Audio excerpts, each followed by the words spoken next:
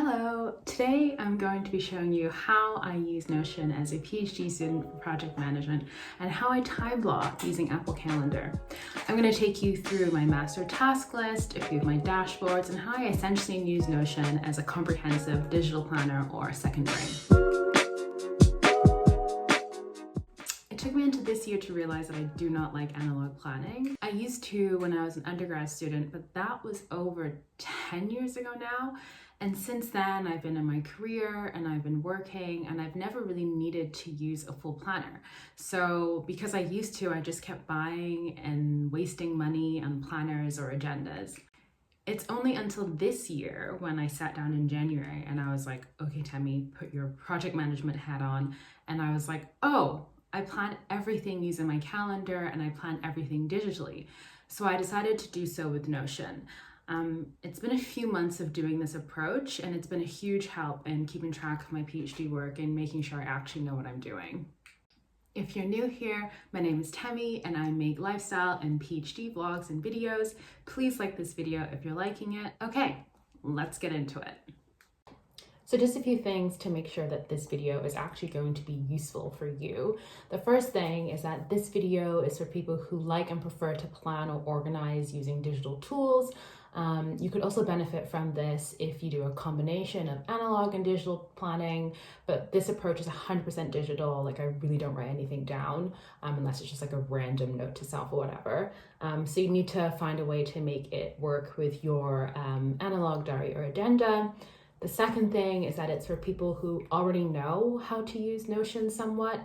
It's not a how-to video. There are literally thousands of those on YouTube. So do have a browse, but I guess this is actually more of like a walkthrough of how I've adapted templates and built a system that works for me.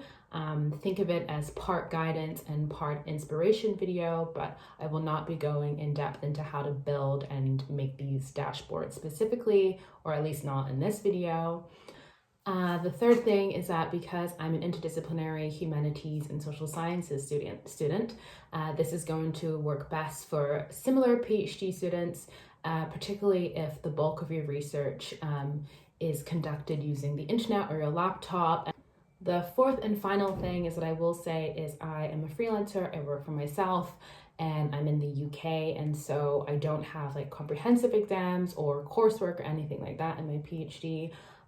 So this template and this approach of using Notion really works for someone who has pretty much carte blanche control of their weekly schedule, of how they plan their work and how they plan their schedule. So like I don't have a boss or anything. I have my supervisor, but I also pretty much manage my supervisor, and I'll go a bit more in depth into what I mean about that. But yeah, if you're someone who your time isn't 100% your own and you're working alongside other people's schedules, this approach and this time blocking, for instance, will still work for you. It just may be a little less flexible.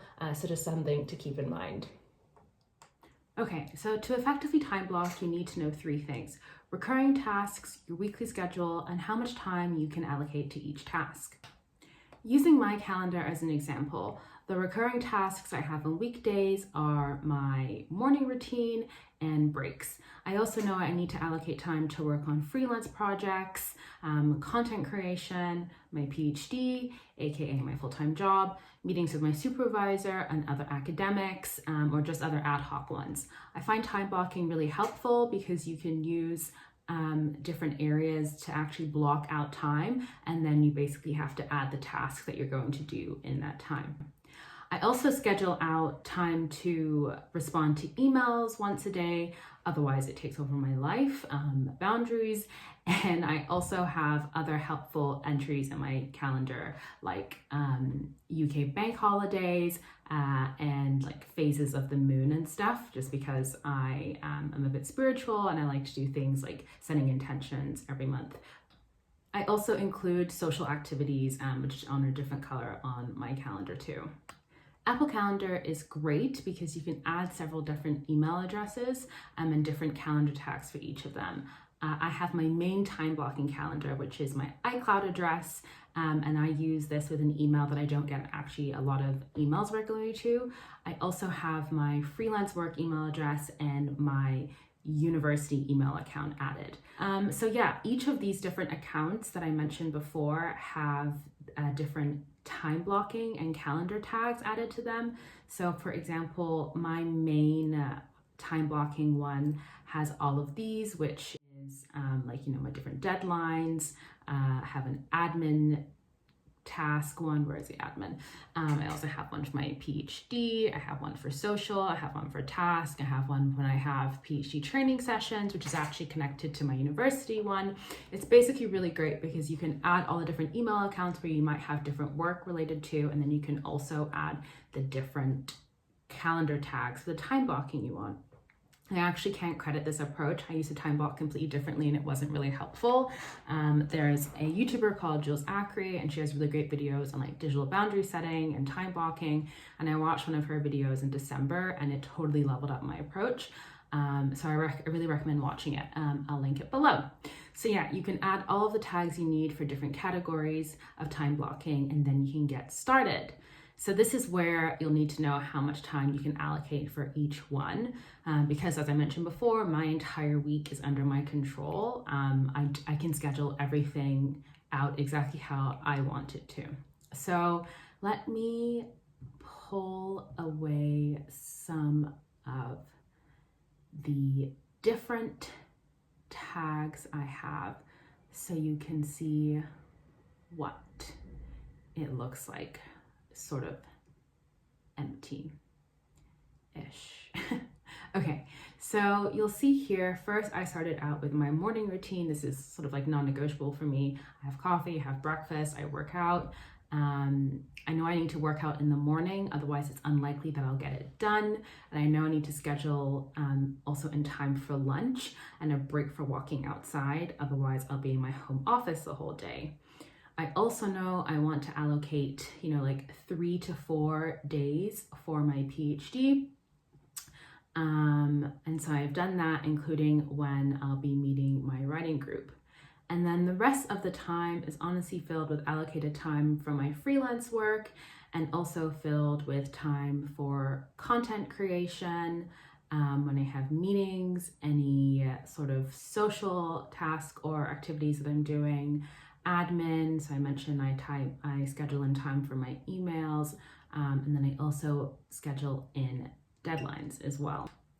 Something I want to mention here is that I do task batch. This is also something that I learned from Jules Acri. You'll see that I have something called potato days and something called content days. Potato days, coined to Jules Acri, it's a really great term. Basically, content days denote days when I am filming or writing content for my blog or my newsletter or creating content for YouTube. And then potato days is basically when I'm going to be sitting in front of my computer all day, hunkering down and working on my PhD. So basically, I don't tend to schedule any meeting blocks on potato days because I just don't want to be interrupted. I just want to focus completely on my PhD. So I only have meeting blocks on content days, or particularly when I'm doing freelance work, because that means I know that I can speak to a client if I need to. If I need to interview someone for my freelance work, then it also works out. I mean, sometimes it's not completely perfect. So for example, I have a meeting with my supervisor in a few weeks, which is going to actually be on a Friday, which is during a content block, but typically I only have a monthly meeting with my supervisor on a Tuesday during the meeting block. Okay, I think that's it for time blocking. Now it's on to the meat and potatoes of the video. So my Notion has an overall homepage, which is called my Life Hub. And then it also has several dashboards. So I have my content planning dashboard, my weekly planning dashboard, and then I also have my PhD dashboard, but I section that under work. The two dashboards I use the most for my PhD work are my weekly planning dashboard and my PhD dashboard. So let's have a look at my weekly planning one. So I got this template, I think a mixture from Jules Acri and someone else, but honestly, I ended up changing it a lot. It is available to purchase on Jules's website, but also if you are able to build your own, then I just would too, because I ended up changing a lot. I really do believe in supporting content creators and their work, but Notion is so down to your own personal style and your own productivity approach that in my opinion, it's really worth taking the time to make your own. Here, I just have the current week that it is, which is February 21st. And then I also have a weekly check-in. And then I also have reminders that I don't want or need to add to my master task list. And then just some space for motivational quote. My entire PhD dashboard works completely around this master task list, which is actually an inline database.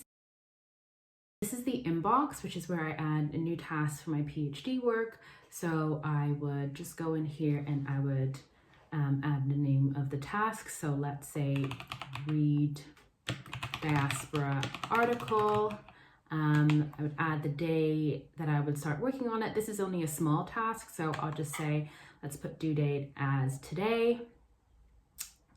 And then the category, which let's say PhD, the priority, I would say it's high priority, and master task, if there is a master task, and then any goal that it relates to. And then after I have added that, I will just tick it there. So that's been captured, and now it will get filtered into one of these two sections. So this section right here is top priorities of the week, which is everything that I plan to do this week, and it's only high or medium priority work. And it doesn't always all get done. So this is all of the same data that I basically have added into this master task list here, but it's filtered so I only see specific things. So on this specific filter, I only want to see things where the priority is not someday or the priority is not low, and when the due date is basically this current week that I'm in. Also, done is unchecked, so that means that I haven't completed the task, so I only want to see live tasks. And then this is the categories. So I only want to see priorities because this is my weekly planning. So it's everything to do with freelancing, PhD, content creation, or personal work, or anything that I haven't added a priority to. So this will filter out anything that I add into this main overall task section here. So you can see that the task that I added before, read diaspora article, is now been added into the top priorities this week because I said the due date was for today, and I also added it as a high priority task. Below this, I then have upcoming work and tasks. So this is basically any work that is not high priority, and it also includes personal and life admin tasks, because personally for me, I don't want to see that in top priorities, because anything that's like a personal or life admin, it's just not something that I need to be seeing as high priority unless it's really, really high priority, and I need to remind myself to do it. But then I also have filtered this section into things that are coming up next week. So this top priorities for this current week, and upcoming work and tasks is for anything that is due to start next week or anything that is due next week. And again, this is all just done here from the filter. I would note that the filters are based on Boolean search terms, I think, which is basically and or. So if it's and, all the filters must match, or if it's or, one filter must match. And so you need to understand that basically you're kind of putting in an equation into this filter to tell Notion to pull up different tasks. So it really makes sense to think specifically about what exactly it is that you want to see and make sure that the correct Boolean and or, I guess, like tagging mechanism or filtering mechanism rather, is added onto the table. And I mention this because you can get really, really creative so that you can only see really specific granular levels of the tasks that you add into your master task list. So then below upcoming work and tasks, I just have tasks that are like basically someday. And this whole entire approach is based on the get shit done method, I'm pretty sure. But I don't actually really follow the get shit done method because it was just way too much for me. But yeah, I like some of it, so I borrowed from some of it. So this is someday, and these are just tasks that are I need to do, but I haven't added a due date or a priority really. It's just something I don't want to forget to do. And then finally at the bottom, I have a link to all of my completed tasks, which is again from the same master database as the task database, just filtered in a different way. So this filter is anything that I have completed. And then you can see that all of the tasks that I have completed are here, and it's only been the ones that have been checked as done.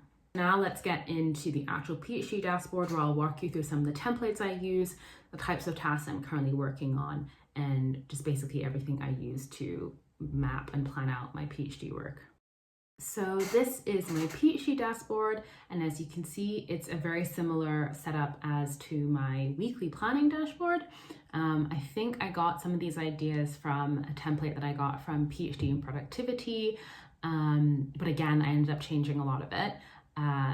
But the things that I kept was like the statement of purpose. I think this is generally a good idea. It's just sort of like things that are commonly asked of PhD students whenever you're applying for like a fellowship or a grant. And then another thing that I thought was a really great idea was the Gantt chart. I actually ended up sending my Gantt chart to my supervisor, and I asked her to let me know sort of basically, if the months that I had allocated for the key. So I have analysis, data collection, findings, lit review, methodology, theoretical framework, conferences, publications, the write-up stage of the PhD, time when I'm going to be taking time off, when I'm going to be doing my upgrade, which is kind of like the, I think, comprehensive exams in the US, and when my funding ends. And so, yeah, I just sort of mapped out exactly when I want to do everything over the next 3 to 4 years. This doesn't mean it won't change, but basically I use the project manager, and we always work backwards from the due date. So my due date of my PhD is between September 2024 to, I think, September 2025. So I've set that first due date. Whether or not it'll happen, I don't know. I'm not putting pressure on myself to. But basically, this just helps me map out and work backwards from when I need to have certain chapters written and things done. So for example, we're in 2022 right now, and we are in February. I don't know why it says Jan, March, Feb. Someone can't know the months of the year. But basically, we're in February and going into March, which is when I'm working on my literature review. And so, yeah, I allocated 8 months of sort of like reading through the majority of the literature and working on the literature review. And then, yeah, you can see in July that I said I've got time off. And then you can see that in November, I've said that I want to be doing my upgrade. I also have this literature matrix, which I actually made from an Excel spreadsheet, but it's sort of half done. And I just learned that there is actually a plugin from Zotero for Notion, which will make this much more useful and like sort of utility effective for me. So I'm going to figure out how to do that, and then I'll probably use this more rather than going in between. But basically, yeah, the literature review, I filtered it based on all the literature that I'm planning to read in February, and then I've been reading in February. And then it also has things like the research theme. I have different themes of my research.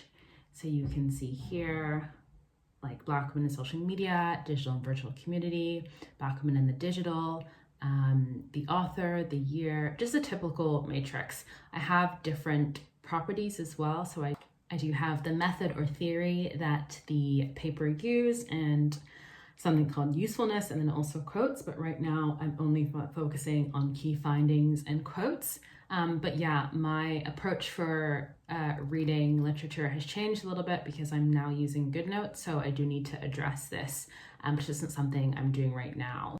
Okay, so now let's go through the different types of tasks and templates that I add to this dashboard. So I have new PhD tasks, which is the same as the task inbox that you saw on the weekly planning one. And then I have doctoral work this month, and then I have a doctoral work timeline. And again, this is all the same master task database, just linked and split to show different data, either via filters or to show different views by either doing the board view or the timeline view, for example. So in doctoral work this month, I have it filtered similar to top priorities, but it's filtered so it only shows PhD work and for the full month that I'm in. So this is for February. This I find really helpful because it clearly shows me what I need to be doing for the month, so I don't get distracted and just read a bunch but don't understand what I'm reading for. It's important to read with purpose when doing a PhD because there's just so much literature out there and we'll never read it all, and it can feel like you're just reading but not actually like doing anything. Anyway, let me take you through a live task I'm working on right now, which is my February literature readings. So here, I think I mentioned this on my Instagram, but every month in my supervisor meeting, I tell my supervisor the theme or the topic of the literature that I'm working on or that I'm planning on reading that month.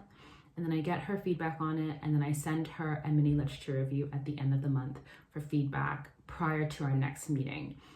This just helps me get my ideas out, it helps me improve my writing practice, and it starts to sort of ensure that I'm having a bulk of writing that I can pull from when it comes to writing the different chapters of my PhD. So this is what I have been doing in February, and you can see that I started this on the 31st of January because that was the first sort of Monday of the month, all the way down to yesterday, and then until next Monday, which will be the beginning of March. But in this area, I basically tend to add the readings, so the scholars that I'm going to be reading, and then the writing that I'll be doing. Typically in the beginning of the month, I only focus on reading. So you can see February 2nd, February 3rd, and then I outline the scholars I'm going to be reading. And then as it gets to the end of the month, I basically tell myself to start writing. So this is when I start writing the mini literature review that I'll send to my supervisor. And then, yeah, this is how I categorize it. So I have, again, the priority, it's low, medium, or high. The category is for my PhD. This is my PhD dashboard. I have a start date and a due date. Right now it's in progress is my readings. The chapter that this is related to is my literature review, but I also have my methodology, my analysis chapter, theoretical framework, or if I'm working on a journal article, for example. The master task list is actually so clutch and so key. So basically this uses the property type of the relation in Notion, so you can relate it to other tasks and other databases, for example, or in the same database. And so the master task of this February literature readings is the mini literature review that I mentioned. And so this just connects to that. And then I also have a separate task database, which is about my 2022 goals.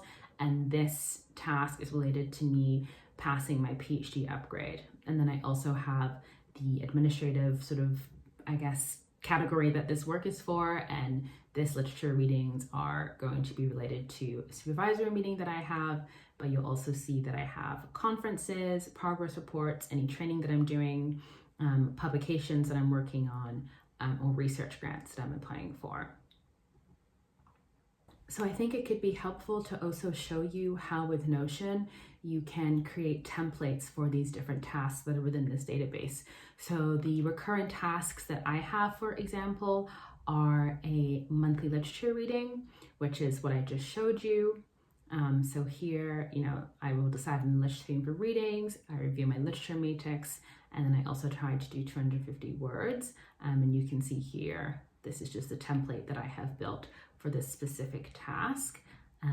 But if I don't want to use that template, then I can do another template. So I could use the PhD progress report template. So at my institution, KCL, we have, I think it's quarterly progress reports we have to do, and we have to do them on the specific website that we have. But I just think it's easier to write out the questions here because I like to be able to, one, save and see the progress that I'm making each quarter, but it's easier way to save and go back to it. And so I just basically took the template from the website and added it in here. So that is another template that I have. Or I have conference tasks, which isn't really a template. It's just using the same icon that I have in my Gantt chart for this template. But I will show you, for example, for an upcoming conference I'm considering submitting to, I just end up putting a link to the CFP, putting a link to the submission, and then I basically copy and paste the information on that specific session for the conference. And of course, I go through and add the priority, category, etc., etc. So if I show you another template, we also have the chapter or lit review outline. I find this really helpful, and this I made myself, which is basically when I'm thinking of writing, I think through what are the questions and the purpose of the section that I'm writing. So purpose of the section, what do you want the reader to take away after reading this? Any literature that I'm citing in this section, so literature, author, and date, and then the paragraph topics. So a topic title, a topic subtitle, and I will actually show you one that is in live at the minute. So as I mentioned, I'm working on a February mini literature review, and so you can see this template. I'm working on diaspora readings, and so yeah, the purpose of this section is to outline the landscape of the literature and relevant studies related to diaspora and digital diaspora, making explicit patterns or themes. What do I want the reader to take away after reading this? To have a general understanding of the literature, to know what the gaps are, and to understand how my proposed research will be in conversation with the existing literature. And then I also go through and basically outline what the different areas of literature in terms of the themes. So this is all based on the reading I've been doing in February. So there's theoretical conceptualizations of diaspora, and then these are the scholars, and then there's digital diaspora, and then there's digital intimacy. And then I go one step further and I basically outline within that, topic, what are the arguments I'm going to be making. And so within diaspora conceptualizations, I found that there are different definitions, and then basically I bucket and start to outline what my argument is. This isn't exactly outlining in terms of doing like a paper outline. I've tried this before doing paper outlines, but I found it too rigid for me. But instead what I find is helpful is actually doing sort of like paragraph outlining, particularly with the literature. So then I can make sure when I'm reading the literature, I know what the arguments I'm going to be making are, and I start to connect the themes. And so you'll see here, yeah, on diaspora, I've got the theoretical frameworks or the conceptualizations that scholars are talking about. On digital diaspora, it's again the conceptualizations, and then I've sort of outlined there's a primary focus of these sort of things within that area. So yeah, those are all the templates that you can have in your task list. So it makes it really easy to sort of replicate recurring tasks that you'll have. And right now, as I mentioned, I'm doing a lot of reading and a lot of writing, but I can imagine that this will change when I start to do data collection and interviews, or when I start working on my theoretical framework, or when I actually start working on my PhD upgrade, for example. This section, I have the doctoral work timeline, which is actually, again, the same data from the master task list. It's just cut by a different view. So the data is viewed by board, and it's great on Notion because it just sort of changes it auto-magically for you. I like to view it by timeline so that I can see sort of in a waterfall view what tasks are overlapping, and I will know if I will have a particularly heavy week coming up. And you can also view it sort of by week if you want it to be a bit more granular, or by day even more granular, or by hour even more granular. So if you're sort of specifically outlining different tasks within that specific task, or like the time you're going to be doing it, but I tend to stick on bi-weekly just so I can see that. I don't like to have too many upcoming tasks because I find that a bit overwhelming. So I just tend to look at it, just the current sort of week and next week, and then the upcoming month. Okay, that's it. I hope that was helpful. What I like about this approach is that you can just replicate it for each new project or area of your life. For example, I also have similar pages and dashboards for my 2022 goals. I have a journaling section, a page I share with my partner for our relationship or date planning. I have my workouts and training plans, my freelance work. The possibilities really are endless on Notion, and that's what makes it a really great tool. Also, hot tip, I'm not sure if anyone knows this, but you can get Notion completely for free on their pro plan if you are a current student, and that is what makes it completely clutch, because PhD stipend is truly not stretching that far. So this is why Notion for me is just unbeatable in that regard. I really hope you found this video useful. If you've watched until here, please subscribe. I'd really love to have you stick around. Let me know if you have any questions about how I use Notion or if anything wasn't clear in the comments. Thank you for watching, and I'll see you in my next video.